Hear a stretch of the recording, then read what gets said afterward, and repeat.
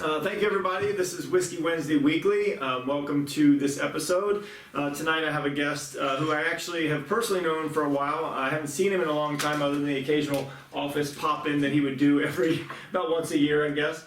Mike Pierce, otherwise known as Antarctic Mike, and we'll explain a little bit about that once we get into it. Mike, how you doing? Good. Thanks for having me, Ken. Good, no worries. So basically this episode is going to be Mike's story. Pretty interesting story. Mike and I, like I said, we used to work together. Was it about 15 years now? Maybe 12? Wow, it's been that long? I don't know. Cow. I've been there 20, so... Anyway, so, Mike was an interesting person when we, other than being in sales, he would go off and do these kind of crazy things. He would talk about doing like this run in the Antarctica, and he was on the news locally for training in like a cooler. He would find these coolers at restaurants or these places that would allow him to set up a treadmill, right? No, I just went back and forth. Oh, really? Yeah, in the about 59 feet at a time. Oh, wow, okay. I thought I remember seeing you on a treadmill. That might have been someone else. So you would just run. Now, how cold were these coolers? The one that I trained in was right around 20 degrees below zero Fahrenheit. Okay, so that's pretty freaking cold. And how cold is the Antarctica? We were down there at the time of the year we were there. The temperature varied between 0 degrees and -10. Okay, so pretty cold, nonetheless. If you're from San Diego, yes. Exactly. If you're from Ely, Minnesota, no. Not too bad. That's like a winter day right there, right? But not that you're going out and running in the heat, right?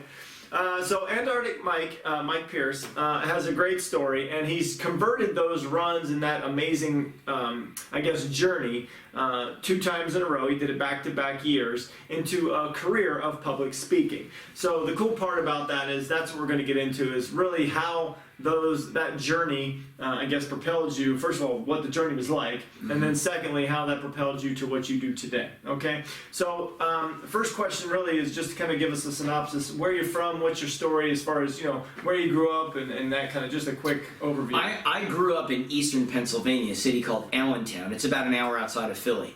I was one of these kids that ran before I walked. Oh. No question about it. Really? Yeah, and I was the kid that always wanted to do things that other kids weren't doing. I had a job at age 12. I learned that the day starts at 4 o'clock in the morning because I delivered newspapers, morning newspapers, every day of the week, 7 days a week for 8 years. I mean, we're talking Christmas Day, holiday, sick day, every day. I did newspaper delivery, but I was an adult. So, no, you're right. I'll tell you what, 7-day-a-week job. As a 12-year-old kid, to learn that the day starts at 4 o'clock in the morning, best habit of my life. Best thing you could ever adopt. Because, for example, today on Saturday, guess what time I got up today? 4 o'clock in the morning. I get up at 4 o'clock in the morning every single day. I'm a 5:15 guy, so I know how you feel. That's like sleeping in for you, right? But it's the best habit I've ever taught myself in my life. Because there's so much more that you get done, right? When everyone else I can is get sleeping. more done by 8 in the morning than most people get done by 5 o'clock in the afternoon. It's amazing. Yeah. Well, not to mention if I'm calling people in the East Coast or whatever, we live in the Western time zone, right? I'm already 3 hours behind. And your career, that's important to do it. You have to do East Coast calls. I have a lot of calls to the East. Yeah. So, other than that, was it kind of a simple childhood? Other than working and normal stuff? My dad was an accountant for a chemical company for his whole career. Oh, okay. We lived in a regular neighborhood and did regular things as kids. And I played was a hockey player. Oh, okay. An athlete and all that kind of stuff. Yeah, it's kind of cool. I was a big Flyers fan and all that kind of stuff. So it was pretty normal. My mom stayed home and raised 2 kids. Yeah. And, that's perfect. Yeah. We had 2 dogs and pretty much the same. The same white picket fence dream. Yeah, it wasn't top. It wasn't bottom. You were right there in the middle. Right in the middle. Yeah. And I'm from Maryland, born and raised, so we're kind of real close together with that cold weather stuff. So that was kind of my childhood too. I've told my story. But then when it came time to go to college, my rebellion started to show. And what college did you attend? I defected. I went out of Allentown and I went to the University of Colorado in Boulder. Oh, wow. And all my friends were like, don't you know there's plenty of good colleges like right around here? Right. And I'm like, well, that's the point. Yeah. Get out of there. And I'm like... So hold on, I don't even need to stop. Yeah. Are you saying Allentown like the song that what's his name? The Billy Joel. Billy Joel? We're living it. here in Allentown? Oh, that's wow. it, yeah. I just now got that in my head. We're dating ourselves if you haven't figured that one out. Sorry about that. All right, go on about college. So I decided I told my mom, I still remember this conversation, I am not going to college in a place where you can get to me by car. Oh wow! That's what I told her. I literally told her. So she's still crying to this day, right? So I went to college. I went to Boulder, and it was the best thing I ever did. Okay. Loved it. Yeah, no, Boulder. Learned how to live on my own. Learned how to figure it out for myself. My dad dropped me off, and there I went. What's funny is I lived in Vail, Colorado. I'm just saying, 19 or 17, 18, I moved to Vail. So it's like I didn't realize like all this time I didn't go to college. I went to the military. Right. But that's interesting. Like that we kind of had the East Coast and went to Colorado, and then so from there, how did you get to San Diego? Angela and I. We were living. We met when we were in college, and then we got married in 1990. Okay. And then, my wife had a very serious accident in 1985. Oh. And so, for her health, we needed to live in a climate that was a little bit more temperate. Correct. As far as temperature, humidity, barometric pressure, all those things. Yeah. And so, somebody suggested we move to San Diego. So when we showed up here, we literally didn't know anybody. Okay. We showed up with a used Honda, about $1,000, and a car full of broken and borrowed furniture. This is 1990? This was in 1992. Oh, okay. Yeah, we were 2 years married. Wow. And we literally we were driving around going, do you want to live there? Do you want to live there? I mean, we literally didn't know any of the streets. Yeah. We had a Thomas Brothers map. Yeah. You remember those things? Oh yeah, we used those. We had a Thomas Brothers map. For those of you that don't know what that is, we didn't have a device called a telephone that could tell you directions, right? Back in our day, telephones only made even a Garmin ran that phone stuff. calls. Phones just made phone calls. So we were driving around with a Thomas Brothers map going, you want to live there, you want to live there? And I didn't have a job. I didn't know anybody. Really? Literally. Huh. And we just figured it out. Wow. Where'd you guys, did she have a job? I mean, how did you get a job? No, how did I get a job? I met somebody through a church named Barb Chacon, whose husband, Paul, is an entrepreneur business guy. He knew people, and he hooked me up with somebody, and away we went. You just went on a job. Okay. So, Mike also has decided to forego any whiskey, which is fine, probably because he doesn't drink. I don't. Yeah, I just. No, it's fine. And it's not our first guest, and it won't be our last, I'm sure. So obviously, I'll only be tasting 3 whiskeys tonight. So before we get into his journey about San Diego and how kind of we came about and really the meat and potatoes of the story, I'm going to taste a real quick one. I haven't had Teeling in a while. It's actually an Irish whiskey. I don't know if you know, even if you don't drink it. You're probably smart enough to know stuff about whiskey just because that's just your brain. Years ago, the closest thing I came to that, years ago, I was part of an ultra marathon team. It was a relay team where you rotate people. Yeah. And it took place in the state of Kentucky. Okay. And it's called the Bourbon Chase. Oh. It's a pretty famous race. Yeah, I've heard of it. It goes from distillery to distillery to distillery. Okay. All across the state of Kentucky. This is like 200-300 miles. While they're running, or is it just a distillery? We would go into the distillery and we would have a tour. They might give you a little taste. Oh, okay. Yeah. But we got tours of Jack Daniels and Maker's Mark and all these places. Yeah. Wow. And you really get to see, behind I the curtain. To run that one. You get to go see how it's made. I mean, I didn't know anything. That's awesome. I mean, we were in little towns in Kentucky. I remember we went into a general store. Right, yeah, truly. And the lady, the curator that worked at this place, all of a sudden there were like 40 people in the store. Oh my God. She hadn't seen 40 people from outside this village in like 10 years. The look on her, I can still see the look on her face. Yeah. She was a little petrified. Oh, God, that's hilarious. But I mean, we were in places that aren't even marked on the map. Oh my! That's how these places that make this stuff are in the middle of nowhere. It's pretty cool. Unreal. Well, I'm gonna taste this one. It's an Irish whiskey, and I've had it one other time on a show, but that was like 10 episodes ago. I shouldn't have shot that. Ooh, it's very good. You can tell by his reaction. It just burned. I just shouldn't have taken a shot. Wow. I'm supposed to sip it, but that's very small. I mean, it's like a half out. And believe me, I do have a lot of whiskeys out there. So what's interesting about this story is I don't know when we met. I started with the company in 2001. Okay. So there was obviously some years that, between 95 to 2001, and then I don't know when you started. Do you remember your year there? At Ontario, refrigeration was probably 2006. Oh, okay. So, like I said, I've been there 5 years roughly. So, 15 years ago. And you were only there for about 18 months? About a year and a half, yeah. Yeah.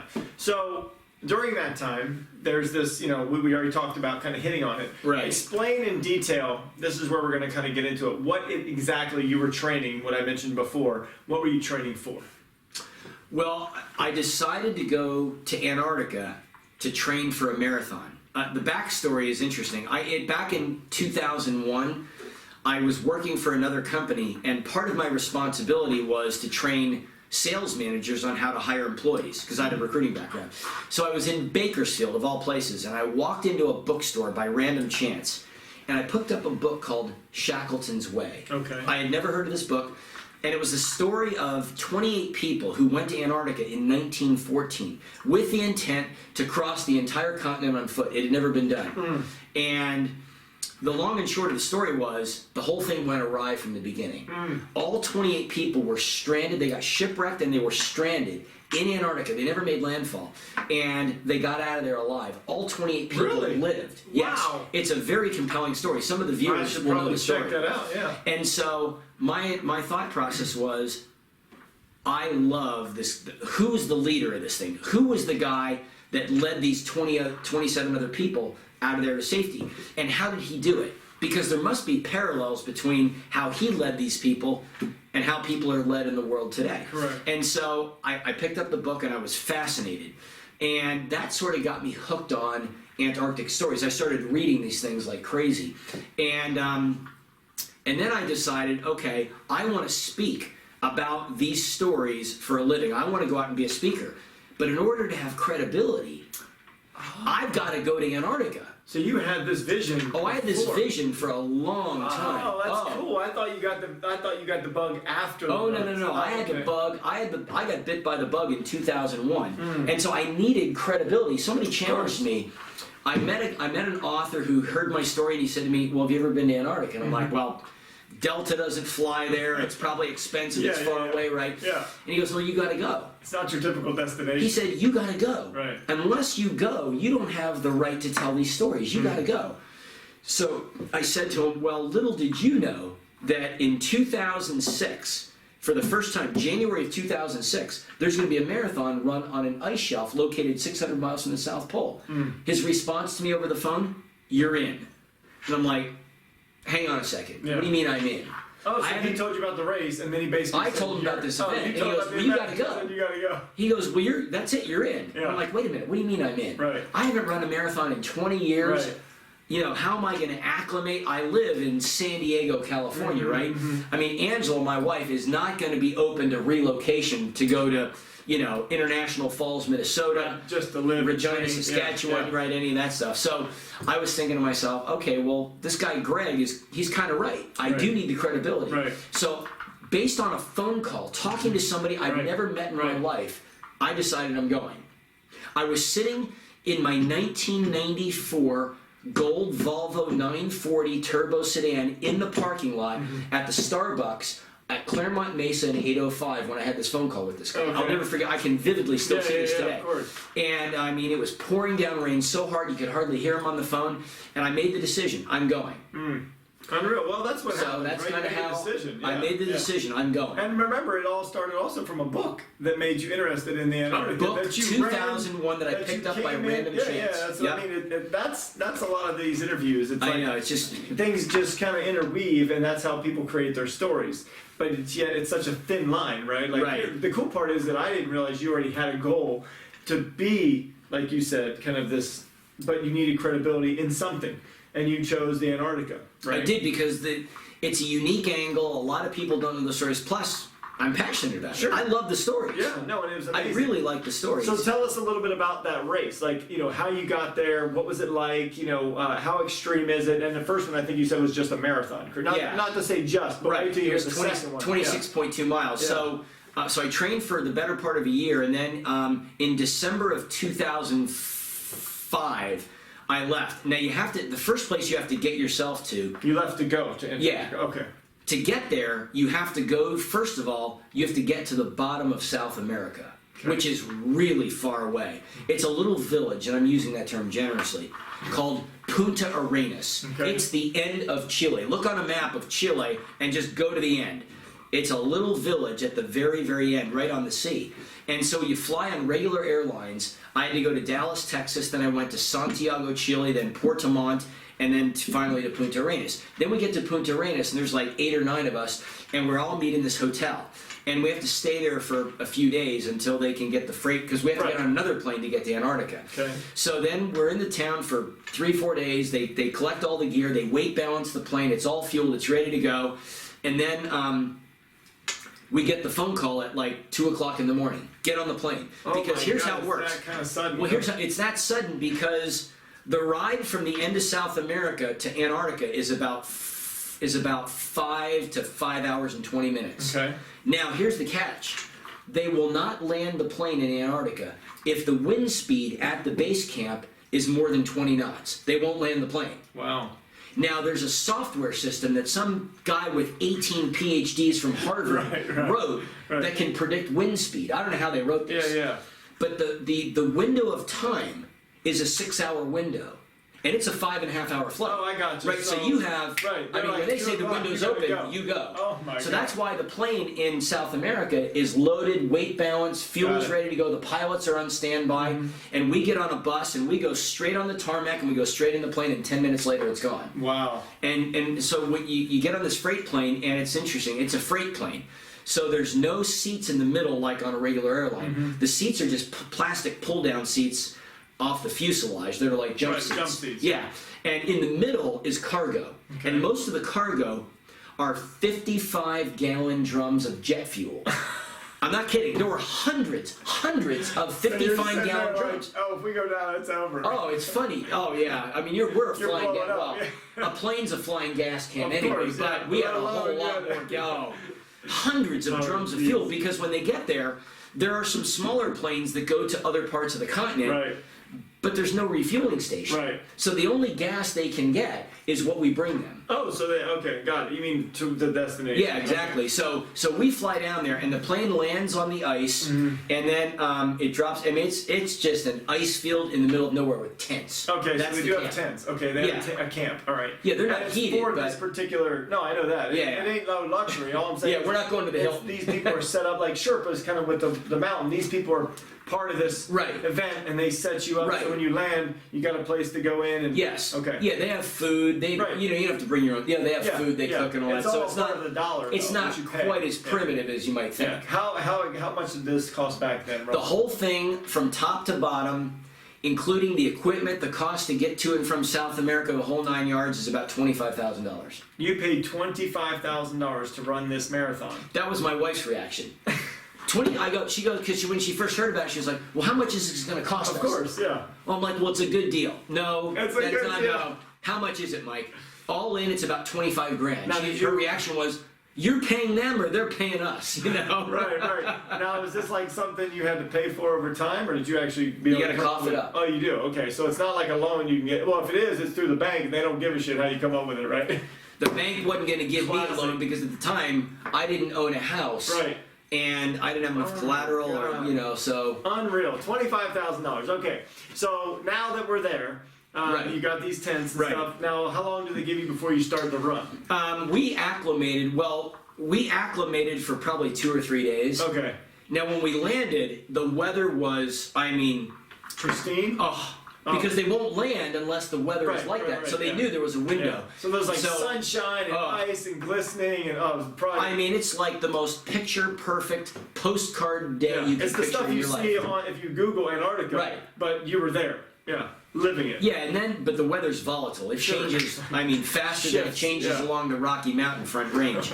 And so we get there and we're acclimating for a couple of days, taking pictures, hanging out with people, and then the race is going to start. Right. And the day the race went was windy. This was the day the Yeah. plane wouldn't have landed. Oh, It was God. really, the wind speed the day we ran was probably 50 knots, Okay. which That's is around unreal. 60 miles an hour, and it never relented. Oh my God. The wind was there all day. Was now it it was ever sunny. at your back at all?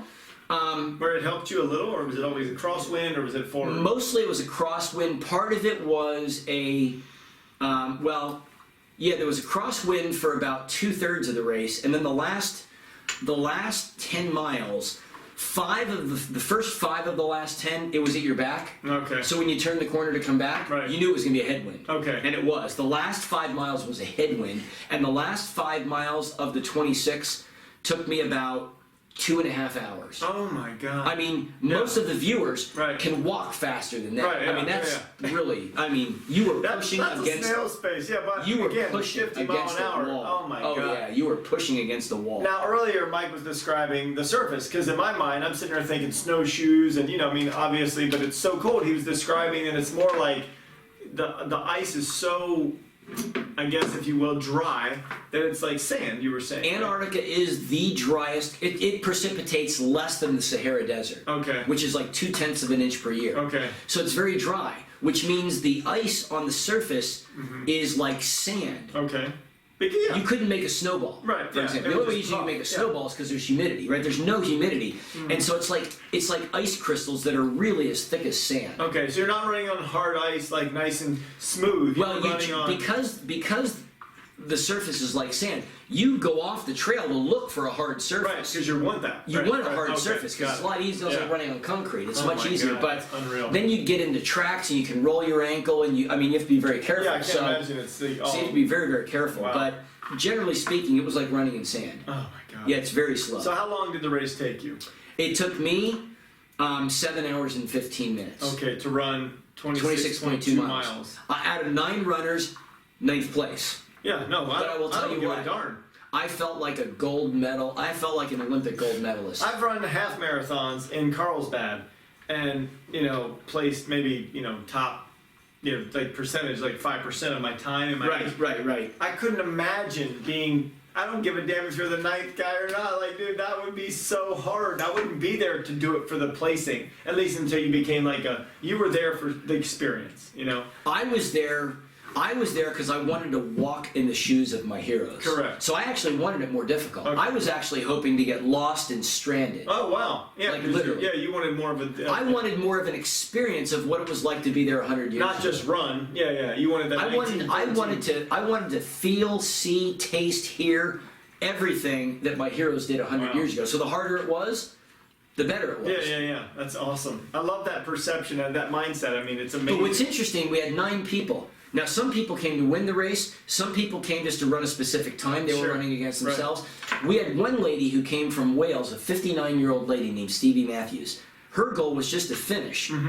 But her goal was to be the first female runner ever to run a full distance marathon on each of the world's 7 continents. And Wow, she did it. She did it. That was her First last time. one.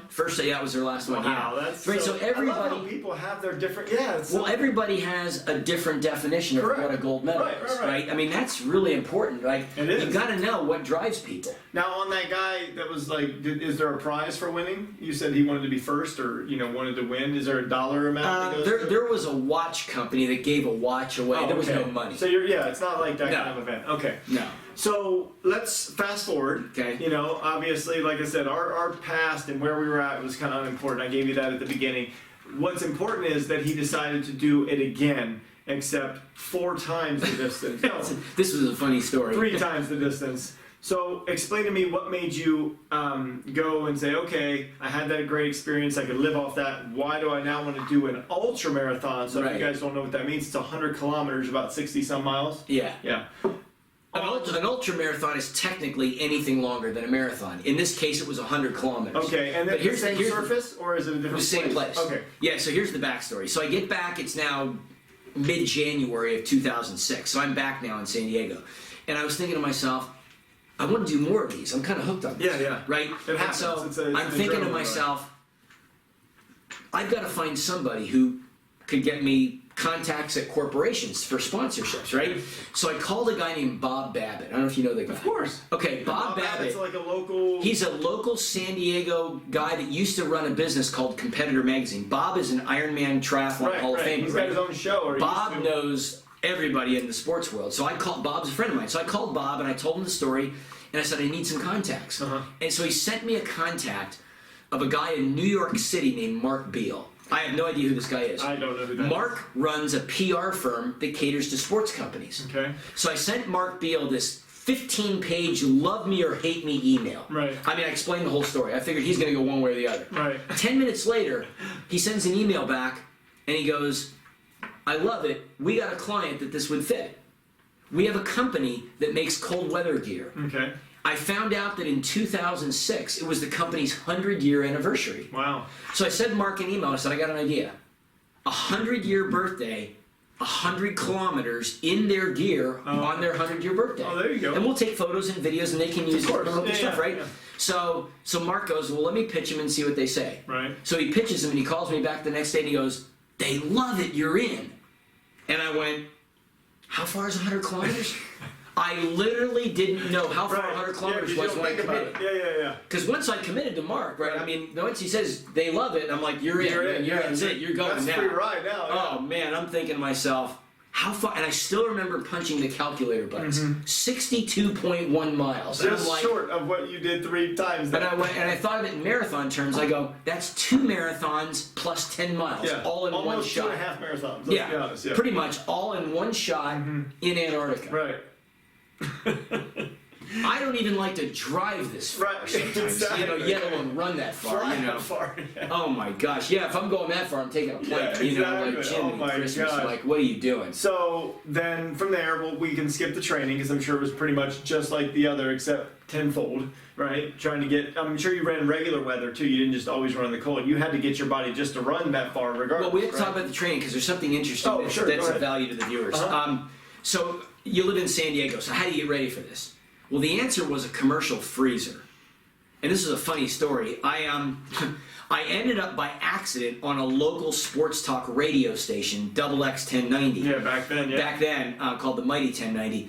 And so when I called the station, I didn't know I was calling the on-air number. Yeah. And I ended up on air, kind of like accidentally That on was when you were purpose. with Billy Ray and Scott. Billy Ray and Scott, yeah. And so I remember telling the story, and then I thought, oh man, I'm really on the hook now. I just committed, right? You just held yourself accountable to all of Southern California, right? Exactly. Gets piped into LA and all these places, right?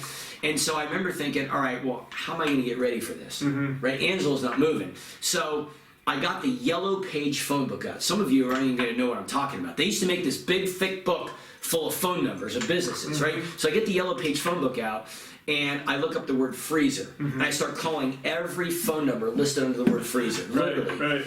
And so I landed at this place called Miramar Cold Storage. I had no idea what the cold storage was when I started. And so I talked my way into this freezer. And I end up in this freezer. Now people ask me the question, was it cold? Yeah. And I'm like, they call it a freezer. Yeah. But they left us a clue. That's like you walking into your freezer at I home, mean, right? It's freezing. well, except this freezer was 20 below zero. Right, and usually your freezer is at 0. Right, yeah, exactly, yeah. And so, but the hard part was not the temperature. The hard part was the distance.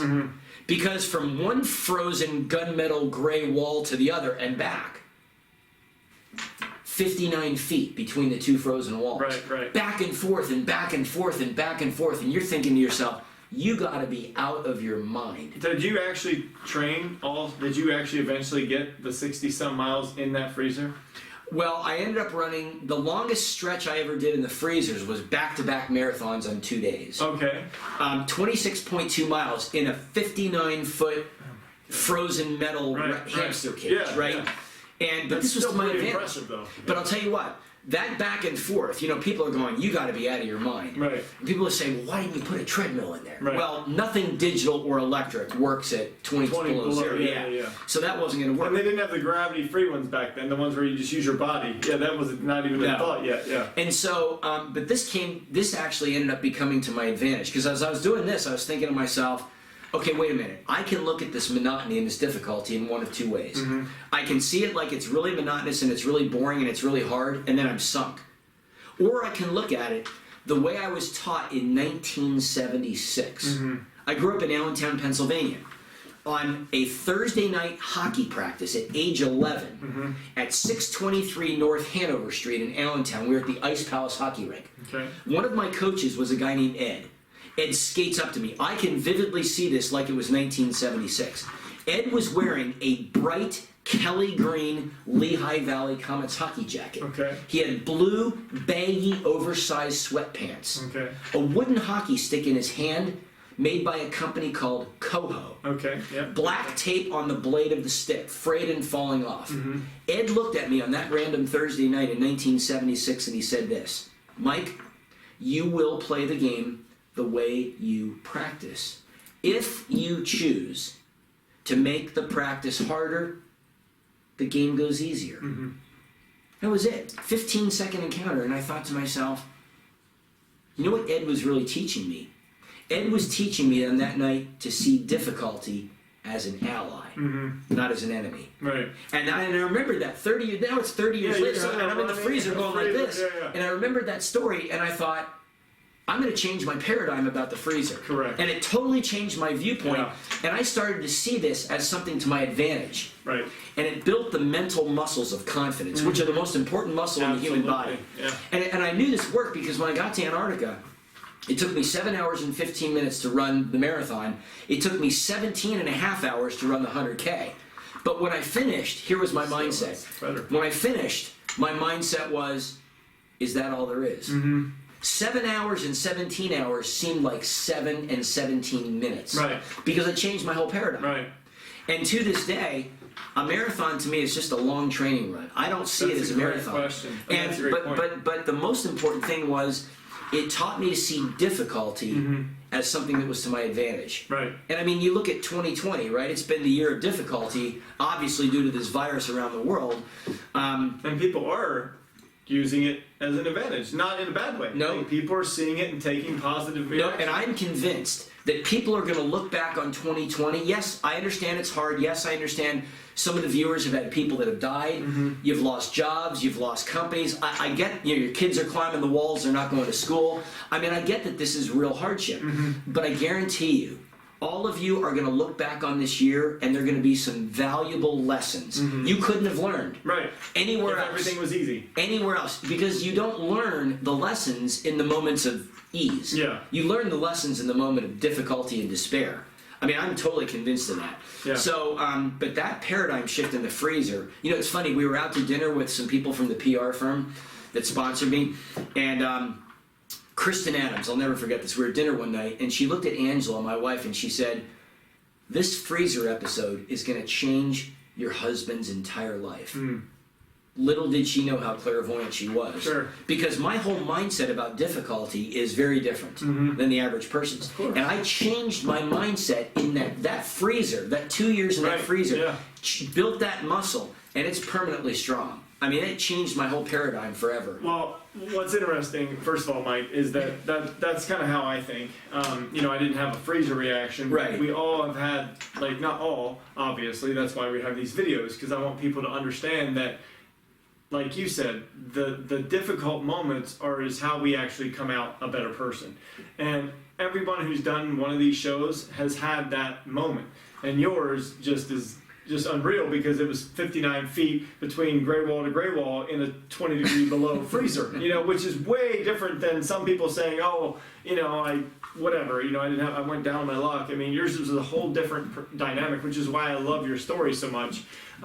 Because even though I had known him for a while, I never really got the grasp after you left the company. Right. You know, what, you know, you really went through. Right. The first time you came back and it was kind of like, hey, this was kind of interesting or whatever.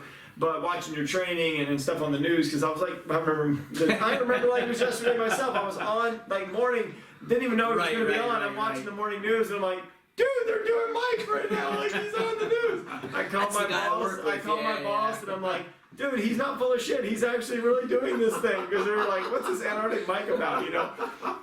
So I'm going to take a pause to do a shot All right. of 1792. But while we're doing that, now we're going to transition to how this credibility has led to your, God, I guess now you said, what, 14-year career, I guess, since Been I've doing it seen for, you? yeah, it seems Because like, you said 2006 is seems when like you for were, a long time. yeah, that's unreal. You have a smaller amount this time I see on the second one. Well, you know, no one knows what time of day it is, but it's definitely not time to be Right. going to It's bed not after. Saturday night. No. And we're not at a concert. Correct. Now, this one is actually one of my wife's favorite 1792 small batch. It's not out there a lot. I mean, it's definitely one of your. Are these harder to find? No, they're just you just have to know where to look. Oh, you do? know? Okay. Yeah. It's not like everyone just goes to. You're not Right. going to find them at Ralph's or something. You have to You go won't to a find this at specific Bevmo. store. No, Bevmo you will. Oh, you would? Huh. Yeah, but it's not. It's got its own little small little aisle. You know, it's not like, hey, populate with all the, you know, peach whiskeys and all that other stuff. So.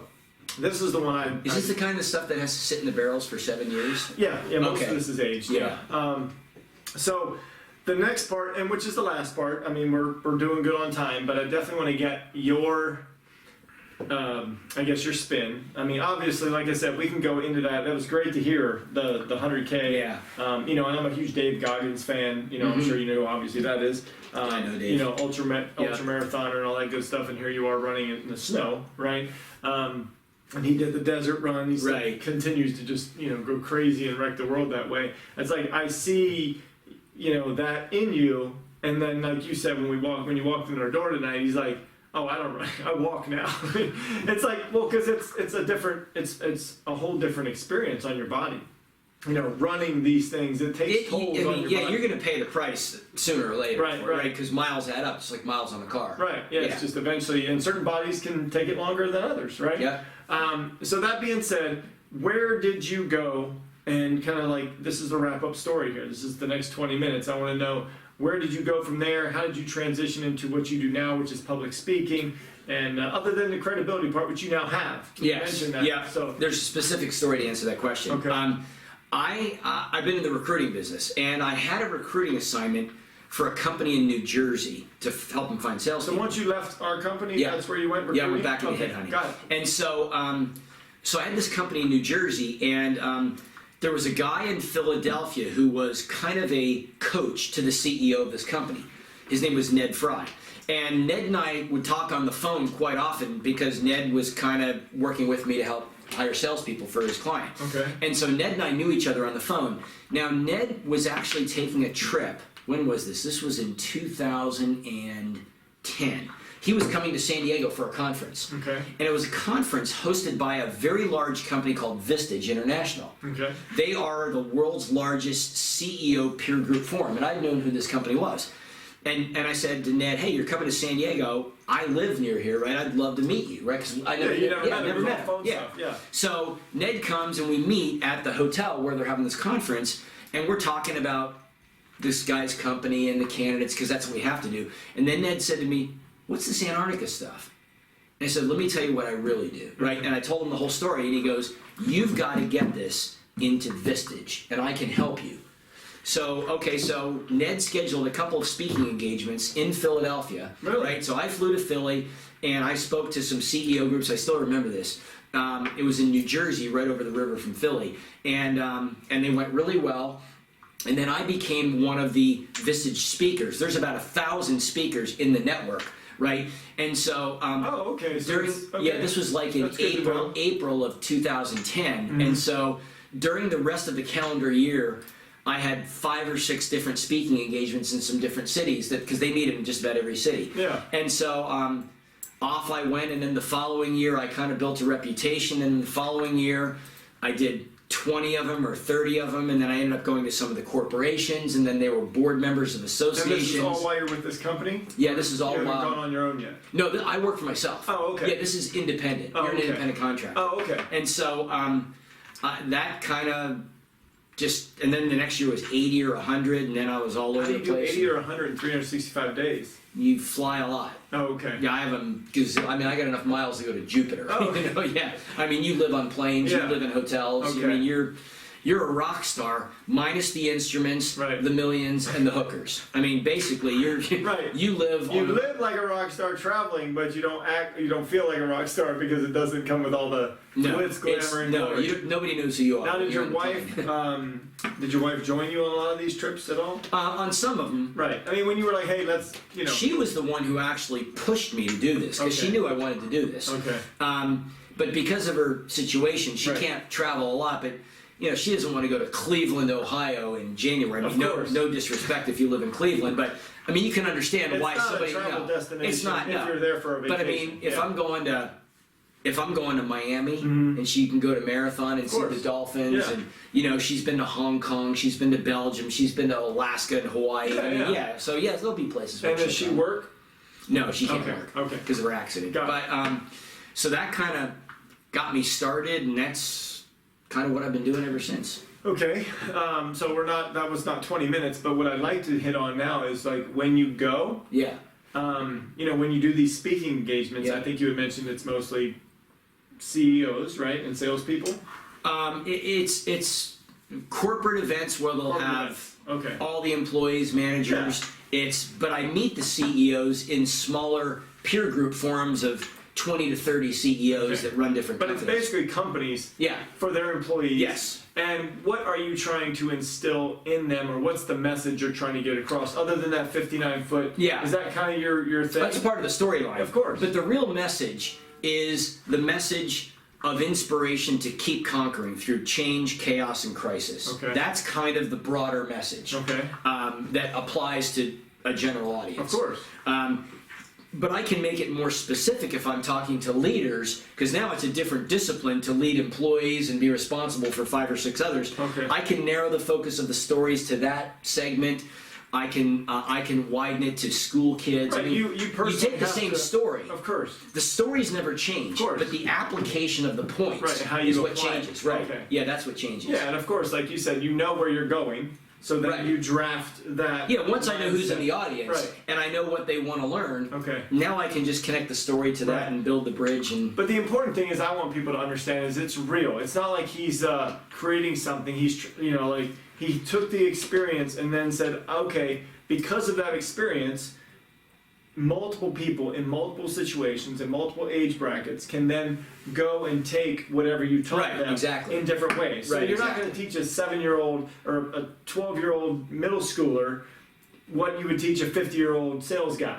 Correct. The point would be different. The concept is the same, what you're trying to Right. get across, but you have to cater it to that particular Correct. age group mindset. Correct. And you have developed a way to know that, right? sure. And meaning you know how to read your audience, Yeah. you know, and how has it been? Has it been successful? Obviously not dollar wise, but I mean obviously you just continue to get gigs. And do you have an agent or is it just you hustling? No, I have people that book it for Oh, me. okay. I have different outlets where you meet people, but a lot of it is I'm a sales guy. Okay. So I meet people. Right. I meet people all over the place. Right. I meet them online. I meet them in hotels. I meet them in restaurants. I just meet people, and you start conversations, and away you go. Yeah. So let's take a little bit of a sec. First of all, what book do you have there? I'd like to hit This is on. for you. Oh, okay. I've written a few of them. This one's called Leading at 90 Below Zero. I wrote this for a CEO audience. Okay. This was the first book I ever wrote. Oh, okay. So you wrote a book Uh-huh. after both events Correct. because of your speaking, like in a sense, not because of it. I wrote the book because people asked for it. Got it. Okay. Yeah, people say, hey, do you Right. have this But documented? it's basically like your speech in a book form, in a sense, or one Exactly. I speech always or- joke with people. I say, look, for those of you that like to take notes, Right. if you've missed a couple of things, Just get the book. don't sweat it.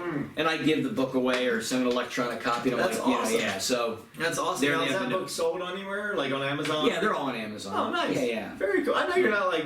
I'm just saying, like, in case Yeah. someone wants to pick it up. Yeah. Because they're not going to see. I've been knowing you for all these. I've never seen a speech. Right. Because our company doesn't hired you or whatever. Right, So right, it's right, like, right. I'd like to know if someone's like, dude, that guy's interesting. I'd love to know his story. Yeah. Now, can anyone find you on YouTube, your stories, your run, or that particular marathon, even though you weren't in it? Like, is that still going today? Oh yeah, it's still. Okay. It's And still what is it ongoing called? event. What would someone look up in Google or? The event is called the Antarctic Ice Marathon. So the URL is antarcticicemarathon.com. Okay. And you can find it. Now, is anyone else? This is interesting to me. This is a question I just thought Yeah. of. Has anyone else gone and done this public because of the Antarctic running? Do you have friends, competitors that are in the public speaking realm because of a race like this, or are they just pretty much runners that you know of? Most of them are just runners. Oh, that I okay. know. Okay. You had this goal, this drive, Yeah, this I had a goal. ambition. Yeah, to turn this into what I wanted to do for a And living. what's interesting, and I don't like. I'm just saying, I'm got a point here because in my mind, you said before you started, you hadn't run for 20 years, Right. especially a marathon. Right, hadn't run a marathon. And in 20 your years. mind, you're like, I've got to do this. As crazy as it is, because most people are like, if I'm doing it, it's because I'm already a runner, or I'm already a, you know, Right. like, what next peak of a marathon or ultra marathon am I going to do? Let's choose Antarctica. You're a guy that's like, how can I actually like get some real life experience to do what you wanted to do? And so to me, that's where I find the most value, is that you were like willing to go out of your complete comfort zone. I mean, waking up at 2 a.m. with 7 other strangers or 8 other strangers the first time around, taking a weird ass flight, landing on this basically in Mars, if you think about Pretty Antarctica. much it was, yeah. You know, there's like, what is going on here? And then running a race in pretty much, 50-mile-an-hour winds is insane. I've jogged on just regular winds and Santa Ana winds, and they're pretty gusty. Yeah. And you turn around, and you're like, oh my, it's a fight to get back. Yeah. So, to me, I just feel like I want people to really, really understand the depth of what you did to make your dreams and goals and what your goals were, because I feel like it took a lot of courage to step outside of what you're used to take chances. I mean, even to spend $25,000 that I didn't have. $25,000 I didn't really have it. Yeah. And then to trust that would come back tenfold. Right. To trust that Not would. That you made, right. I don't want to say that the investment would be I'm talking worth about it. just that it actually did work out the way. Right. That it worked. Exactly. Yeah. And so to me, that's like, God, I just. It's like, I know we don't see each other a lot, and obviously you probably barely see your wife just enough to make, your friends are people that you see on a regular basis from I got to know her this year. Correct. She's like, honey, how are you? I forgot what your face looked like. So actually, I did want to hit on that because we talked about that. So talk a little bit about how the pandemic has affected your career and what you said. You were saying like you do some Zoom. You've also done some travel engagements, and how's that that'll give people the perspective of what companies are doing with people like yourself. Yeah, I obviously since March, in-person things basically came to a grinding halt. Baseball games, rock concerts, events just stopped. So we had no choice but to go on Zoom like this. Okay. And it works. Right, because everyone else was doing it, so it's not like you were like, why is this guy doing Zoom, right? Yeah, it works. I can do it from my house. I have a studio. I have a local guy in San Diego. He has a portable studio. He has an office in La Jolla. We can set it up with a green screen and lights and mics and all that stuff to look like a TV studio if it's, it has to be that professional. And it's not that hard to do. Right. And I've done, 40, 50, 60 of these Zoom things since March. But then starting in July, I had a speaking engagement that was scheduled for like mid-June. And then it was going to get moved to July because this company all of a sudden said, okay, starting July 1st, we're going to go in person, right? Because things were getting better. And there was one lady in the company who knew me because she'd seen me speak before. Her name is Laura. She lives in Knoxville, Tennessee. And she put her foot down because they were going to do this virtually. And she said, if Mike doesn't get on a plane and come to Knoxville, literally, don't do it on Zoom. She said, no, she said, I'm not coming. Oh. And I'm going to convince the whole crowd to not show. She literally convinced everyone. She said, they're not coming. And so the host had no choice. Right. Either the event goes in person or it ain't going. And so I came out and it was fine and nobody got sick and it was not a big deal. But I'm sure they weren't all sitting next to each other. No, they just, they did it smartly. It was a big room. It was like a giant room, 500 people. They rent a bigger room and everyone spread out 20 for 30. Yeah, I was in a convention center that would hold thousands and it only held 500, but everybody took up the whole room, you know, so not a big deal. Right, and you're hundreds of feet away from some of these people. Yeah, it's not. That's what I'm saying. That's awesome that that kind of has still progressed, and it makes sense because you're not in anyone's face. I went and saw a comedy show before this last shutdown outside. Right. And the guy, they just literally set the tables back, 30 feet away. It's no big deal. It's like, hey man, and the tables are all spaced, so it's like that's the same concept. So it's good to know. Well, I'll tell you, the real advantage of the spacing out is when it comes to flying. Because I fly Delta. I mean, I'm just a Delta guy. I've been a Delta guy forever. And you can't buy a middle seat on Delta to save your life. They're really good about it. No, they're really good. They're one of the few companies that have basically cracking down. And the viewers ought to know this too. By the way, the subsidy that the federal government offered them, they refused to take. And I asked one of the executives, I said, well, how are you making up the shortfall? You know what the answer was? What? Private donors. Wow. And I'm like, God, you gotta love corporations that aren't living milking taxpayer money, right? So anyway, I've been telling Delta, get rid of that damn middle seat. I've been telling that for 30 years. They finally listened to me, right? Like, first time in 30 years they haven't had the middle seat. I'm like, thank God you guys are listening to me. Let's just cut that. Get rid of these damn middle seats. And make everyone like first class. They're like, don't get too used to it, right? Because they're not going to live. They can't live on the subsidies forever, right? Exactly. It's coming back next year. Believe me, the planes are going to get full again real soon. Yeah. because Pfizer is shipping out stuff tomorrow. Yeah, no, that's crazy. Tomorrow morning, FedEx and UPS are taking millions of doses of the vaccines.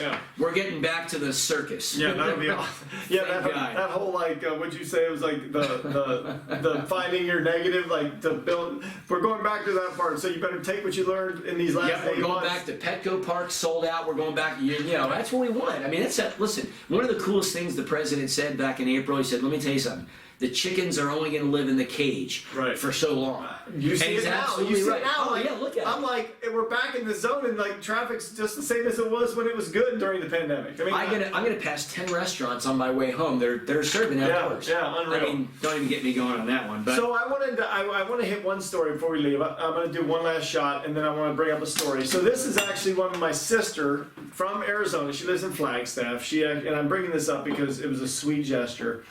She actually, for Christmas, you know, because she's out here in November. Oh, cool. My birthday's the 23rd, so she got me a Christmas kind of birthday gift. And she knows I have this show. It's called Grand Canyon Distillery. Never heard of it. So it's almost like a clear. It's clear because it's like a moonshine. Yeah. Oh, cool. So it's very small, but it's clear, so it's almost like a whiskey moonshine versus your typical bourbon. So it's actually pretty smooth. For a clear whiskey without any, bourbony. Yeah. It's something. So it's from Williams, Arizona. I've never heard of that place, but it's obviously. Oh yeah, I know where Williams is. Okay, cool. So I just want to bring that up because it was one I haven't even had on any of the shows. That's cool. So I want to tell you a little bit of a story about Mike before we wrap up, and then I'll give you all the ways you can find him and stuff. But other than Googling, which is easy. So Mike. And I get a little teary-eyed still today when I talk about this story. So Mike and I obviously have only known each other for 18 months. I mean, like we were in the same office working together. So about 6 or 8 months in, I have twin boys. If you guys have seen this only for the first time, I've mentioned them several times. They're 18 now.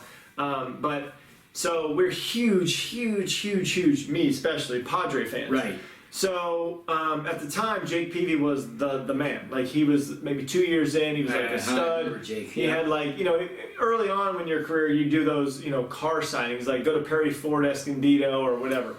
So my boys were young, obviously. If it was 12, 15 years ago, they were 4. But I was the big fan, right? I think I know where you're going. So, of course you do.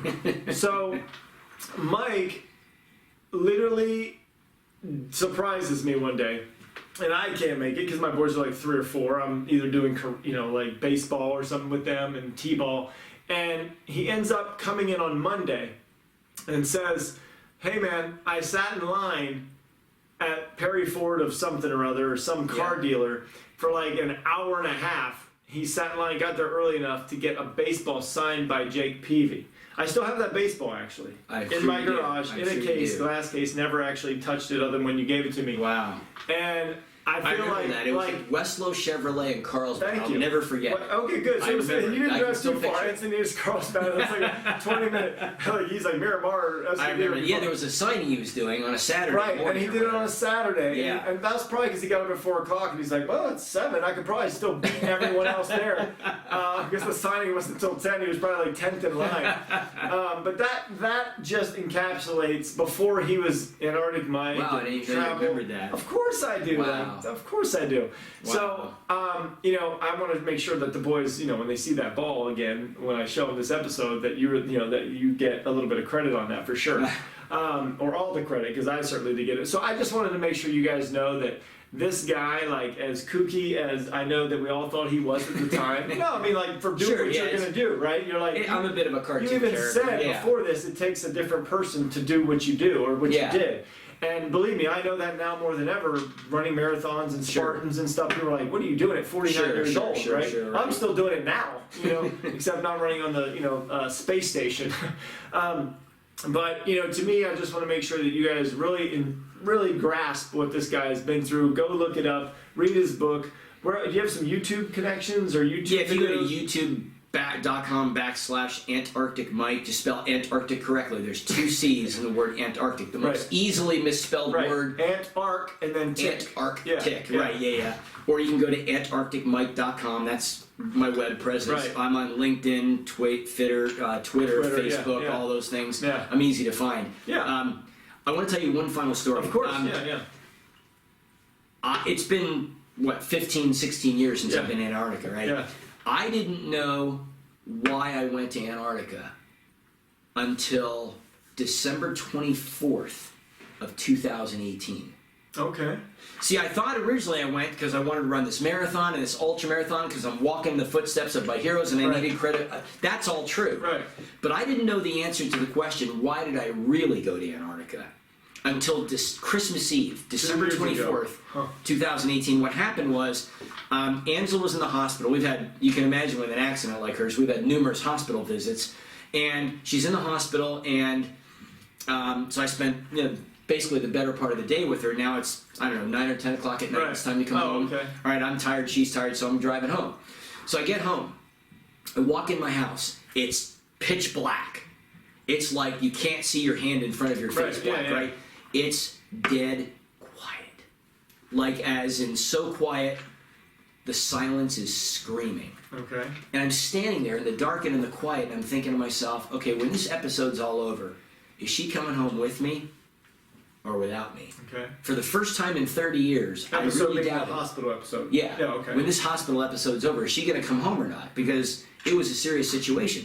And then I thought to myself, then I thought about my heroes, Ernest Shackleton and the people in Antarctica 100 years ago. Because Shackleton, they got stranded down there for 2 years and they all made it out alive. Wow. And I thought, he must have gone through moments like this, right? Yeah. And then I remembered something Shackleton said when he got back from Antarctica after being stranded for 2 years. He said this: "We had seen God in his splendors. We heard the text that nature renders. We had reached what he called the naked soul of man." And I thought to myself, what is the naked soul of man? Mm-hmm. That's got to be the place in life where difficulty is caving in around you from every angle, and there's nothing you can do. Right. And I thought, how did he get out of this? Then I remembered a picture from his expedition. There was a picture they shot prior to them when the boat first got stuck. Right. And they were playing soccer on the ice with the ship stuck in the background. Right. And the whole point of that incident was he was teaching his people to let go of the things they couldn't control. Right. And I thought, you know how Shackleton got out of those moments? He let go. Mm-hmm. And then I thought, if he were standing here in my living room as I'm struggling with this, I mean, this is a struggle for me because Angela is not only my wife of 30 years, she's the first person I've ever dated in my entire life. Like, outside of this, I don't know anything. Yeah. And so I thought, if Shackleton were standing here with me today, you know what he would say to me? He would say, let her go.